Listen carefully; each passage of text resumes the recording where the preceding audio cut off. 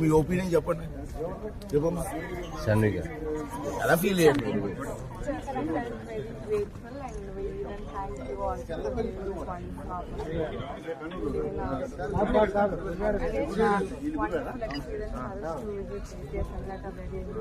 కనమలూరు ఎక్కడున్నారు?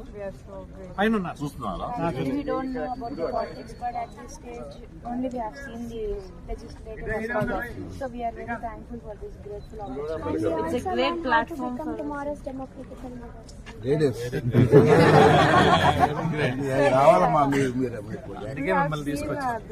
రాబోయే రోజుల్లో యంగ్ పీపుల్ రావాలి పాలిటిక్స్ లో, దేశం బాగుపడుతుంది. అమ్మాయిలు చెప్పారు, మీరు చెప్పండి.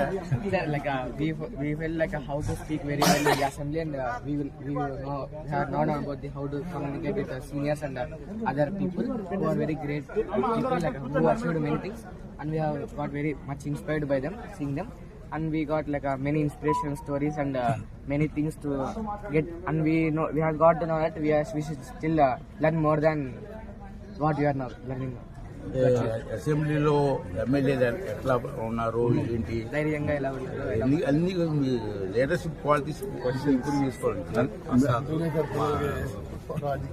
మీ అందరి కోసం అసెంబ్లీలోని పనిచేస్తున్నాం. మీకోసం మీ ఫ్యూచర్ వాళ్ళు చెప్పట్లేదు. ప్రిన్సిపల్ అండ్ డైరెక్టర్ మంచి స్కూల్ వెళ్ళారు. నమస్తే సార్. యాక్చువల్లీ పీపుల్ కొంచెం మీకు చెప్పలేకపోతుంది sir. They got little disappointed. వాళ్ళు they wanted to see chief minister sir, deputy CM Lokesh garu. అదే అంటే రాష్ట్రపతి గారు వచ్చారు. అయితే ఒక రిక్వెస్ట్, నిన్న మొన్న అందరూ మాట్లాడినాం కదా, వాళ్ళ రిక్వెస్ట్ ఏంటంటే, నాకు మేము చాలా హ్యాపీ ఫీల్ అయ్యండి. అయితే మాకు పోలవరం ప్రాజెక్ట్ చూడాలన్నారు. నేను ఒక డెసిషన్ తీసుకున్నాను. ఇది అయిపోయిన తర్వాత 15 days గ్యాప్ ఇచ్చి, ఇప్పుడు మీరు ఏది స్కూల్స్ వచ్చారో మీరు రిజిస్ట్రేషన్ అవుతుంది కదా, వాళ్ళందరినీ కూడా టైం ఇచ్చి ఈ పిల్లలందరినీ పోలవరం ప్రాజెక్ట్ తీసుకెళ్ళి ప్రాజెక్ట్ ఏంటి, పోలవరం ప్రాజెక్ట్ పిల్లలందరూ అసలు ఇప్పుడే చూడాలి. సీఎం గారిని కలిసినట్టు అయిపోయింది సార్. అది ఏర్పాటు చేస్తాను.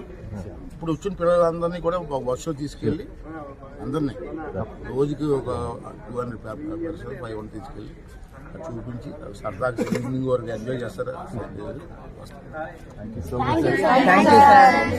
బాగా చదవండి, బాగా చదవండి.